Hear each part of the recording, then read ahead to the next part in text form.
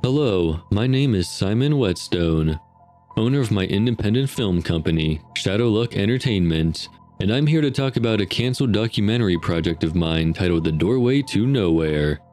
Back in early January 2017, I started production on The Doorway to Nowhere. It was going to be filmed at a house in Columbus, Ohio, where the events of the disappearances and deaths of many people have taken place. A room in the house that's somehow involved with it. The script was finished by my good friend Owen Santos and I around November 2016, when we had the idea to make a documentary about the door in that house. The thing is, nobody knows what's behind that door in the house. Neither did we, the cast and crew. Owen and I were friends since our middle school years. We loved making home videos around town. That was if we were bored. We usually made short movies about either cheesy action spy adventures, like the Austin Powers franchise, or just funny skits we did to show to our parents. I would be the cameraman, and Owen would be the actor and the guy who came up with the ideas of shorts to make. My parents appreciated the creativity we both put into our work, but Owen's parents didn't. He told me once that the reason was because they didn't want Owen to grow up to be a comedian or filmmaker, but instead they wanted Owen to grow up to be a baseball player. Owen also played sports too back in the day, so there's that. When we left from college, we formed our own film company and made a few independent films, including our best movie so far, The Confidential Files, an action comedy adventure about two lifelong friends who try to solve a mystery involving a murder and stolen files, based on our short home movies we made as young teenagers. After we sent that movie to a few film festivals, Owen and I had talked about doing something different from what we've done before, and we suddenly had an idea to do a documentary. I was also inspired by writer Susan Fowler, an American author of many books talking about legends and folklore, who had written a book about the door, which also talked about predictions of what could actually be behind it. In that room that caused many of these deaths and disappearances of many people who had encountered it without thought. Her book was published under the title, The Columbus House from Hell, a Mysteries Debunked book. Surprisingly, this was her first book where the mystery wasn't debunked. But she did make good points about the room. For example, she pieced things together about every person who had either lived in that house or had went inside it without permission. Some people had done that before. Susan had talked with people who were either related to those missing people or witnesses that were around at the time they disappeared. When I first met Susan Fowler at a book signing, I had talked with her about the documentary I was planning on making, and she was excited with the project.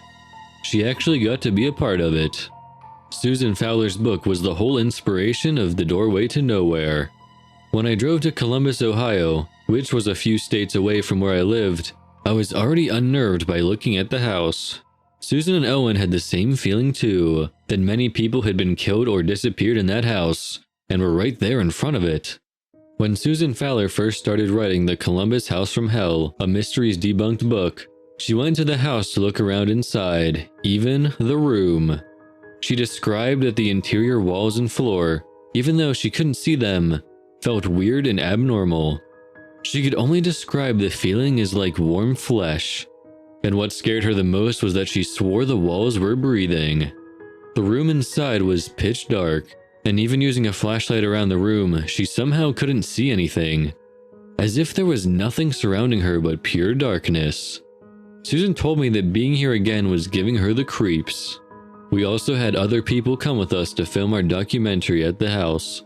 Our director of photography, Stephen Klein, our sound designer, Jeb Williams, our production assistant, Kyle Hines, and the people who were involved with the house. I was the director, writer, and producer of the documentary, while Owen Santos was the co-director, producer, and executive producer. Susan Fowler was assigned as an associate producer and a co-writer to edit out some things in the original script. Our first day of filming went great. We had a few people talk about their relations with the house, including a man named Gerald Black, who was the father of a 12-year-old boy named Freddie Black, who supposedly killed himself after he claimed that he was being stalked by his dead best friend, Jacob Evans. Freddie Black was known for his interview on a local news channel that had been live on television, which I was able to watch after my interview with Gerald Black. Gerald Black had explained that his son became friends with Jacob Evans since they were both in the kindergarten grade. They both were really good kids, well behaved too. I asked Gerald about where he was the night Jacob Evans disappeared. He said he was with his wife at home, watching television while his wife passed out candy to kids that passed by on Halloween. I had asked him a few more questions, but I don't think I should reveal them here, for that anything about the movie script or about the personal information of the people involved was confidential, and that the footage of The Doorway to Nowhere should never be released to public for a specific reason that I'll write about later. The second day of filming was when things started to get weird. Stephen Klein was helping Susan Owen and I give out a walk-in guide, shooting it on camera. At the time, the house was not for sale and was planned to be torn down soon this year, but we had permission to film our documentary in the house. The house was empty at the time, so it was quiet and upsetting, something I told Owen once on set. Jeb Williams and Stephen Klein were in the house with us, with Jeb holding a microphone above the camera out of the shot, and Stephen filming us as we talked about the history of the room. When Susan had the honors of opening the door, revealing what was inside, Stephen screamed in fear out of nowhere and dropped the camera and ran off. We had to stop the shot. Thank goodness the camera wasn't damaged much, and had to comfort Stephen. He claimed that he saw something in the dark room that got him scared to death, but when Susan opened the door, we didn't see anything but darkness. Even the footage Stephen shot didn't show anything. Just pure darkness. Stephen decided that he didn't want to be a part of production anymore, but he stayed with us on set. He did tell me what he saw, but not to the others. But he told me not to tell anyone what he saw. So I'm sorry to say that I can't reveal it here. I had to be the new director of photography for the day. I had to film the rest of the shots that were needed to be filmed for the second day. However, around 11 at night, I stayed up to edit the shot Stephen had done, only to see if there was something that we couldn't see in the room. I slowed down the footage frame by frame, sped the footage, put the footage in reverse, even tried lighting it up, which I had got something at least. When I was messing with the lighting filters, I'd spotted some sort of dark smudge in the room. Turning it up on maximum lighting, I wasn't able to get much, but I was able to make out a few things. I had to squint my eyes a bit to see what I was looking at. I saw what might have been outlines of hands coming out from all directions of the floor and the walls. I wasn't exactly sure, but I was only able to comprehend what could have been hands, fingers stretched out as if they were trying to grab something. I was also able to see something sticking out of the ceiling, although I didn't need much lighting to see it. A pull chain. Something used to turn on the light in the room, which reminded me of the interview footage I seen of Freddie Black. Freddie mentioned about a pull chain that Jacob pulled when he went in the room. After that, the door had shut, leaving him stuck in the room. Opening that door was the only footage we were able to capture on camera. The third day of filming was when things started to become a terrifying experience in my life. I've lost a few lives on set, which was the reason why I stopped production on The Doorway to Nowhere. It started around nighttime when I fell asleep trying to mess with the footage that Stephen shot. I couldn't keep myself awake due to the fact that I tried to make sure everything was okay and prepared for later use. I woke up from the sounds of creaks and footsteps from upstairs, as I was in the living room with my laptop where I was opening up files for the documentary. It was almost 3 in the morning, still dark outside. It was dark inside the house too, so I took out my phone, using it as a light source. I aimed around as I walked upstairs quietly to see what was going on. As I walked up the stairs, looking into the hallway, I saw a figure standing in front of the door, which surprisingly was open. Aiming my phone light at the figure, I found out it was Stephen, the 52-year-old man who was scared of something he saw in the room, who was now looking into the room with no expression on his face. It was an unnerving thing to notice at nighttime, I know.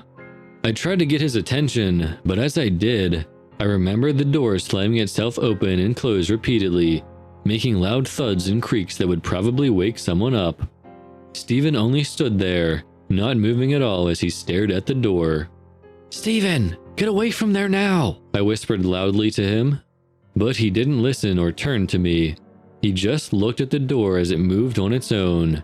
And no, it couldn't be the wind due to the fact that there weren't any windows in the upstairs hallway. Then suddenly, the door stopped, leaving it open as Steven slowly walked into the room. The creaks from every footstep he took broke the only silence that was around me. Then, suddenly, the door shut itself.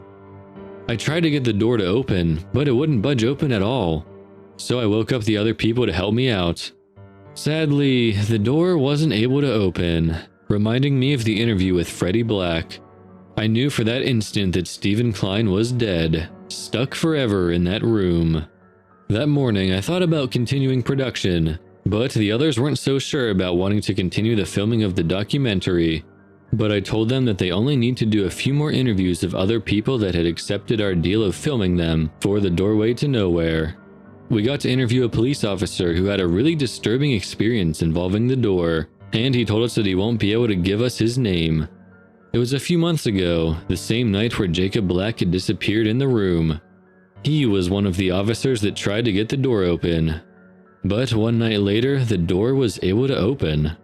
The police officer said that when he opened the door to look inside with another police officer, who he said was a friend of his, he said that he shot himself the moment he looked inside, right in front of him. He witnessed his friend's death as blood splattered onto his face. That moment he would never forget.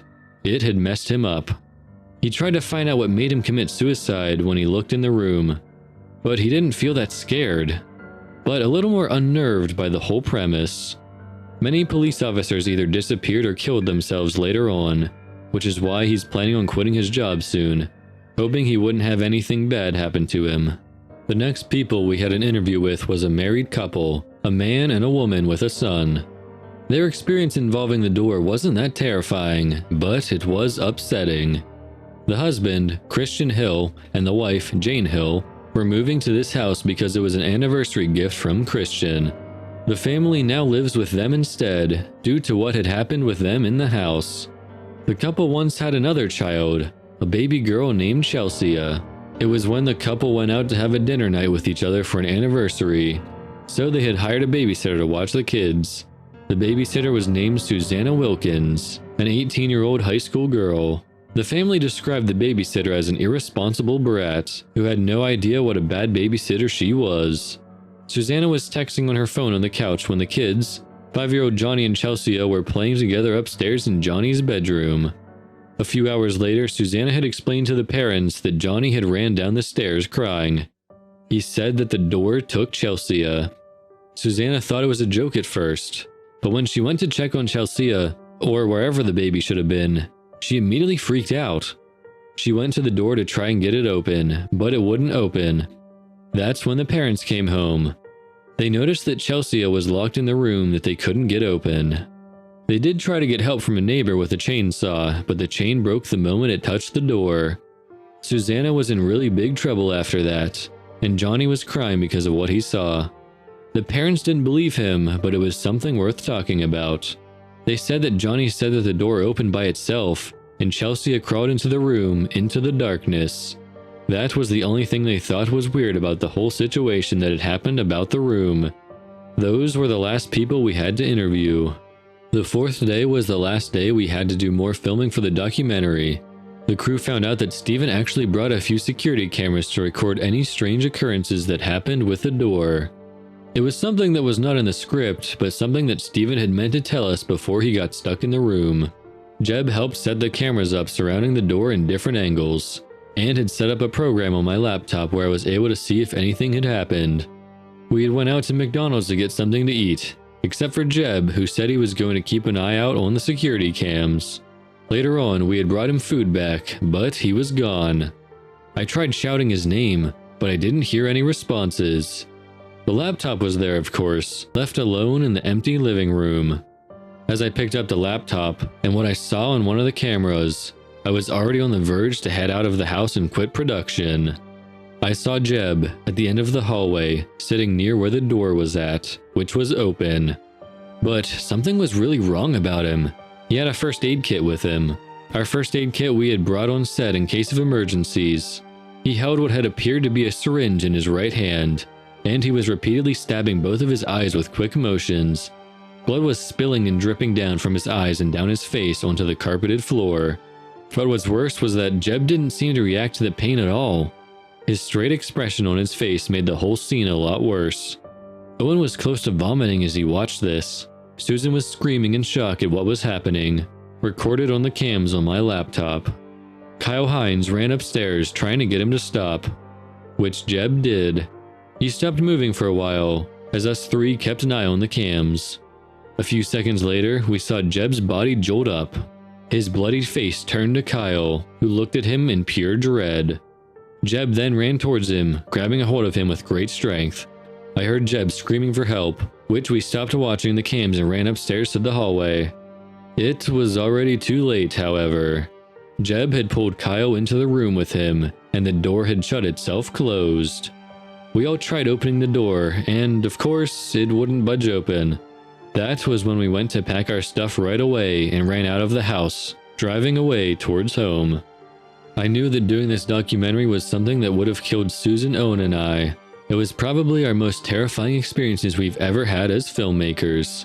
The leftover footage we had of the documentary, I decided to put them all into a compact disc and keep it safe in a place where I think nobody would ever find it. I remembered that moment when I hid the disc away. I had gotten a phone call from Jeb. Looking at his full name with his phone number, I was too scared to accept the call, but I did anyway. With trembling fingers, I clicked on the green phone icon and pressed the phone to my ear. The only thing I heard was a soft, dull whisper from Jeb. I remembered him saying, "Come back, Simon. Open the door and come inside with us.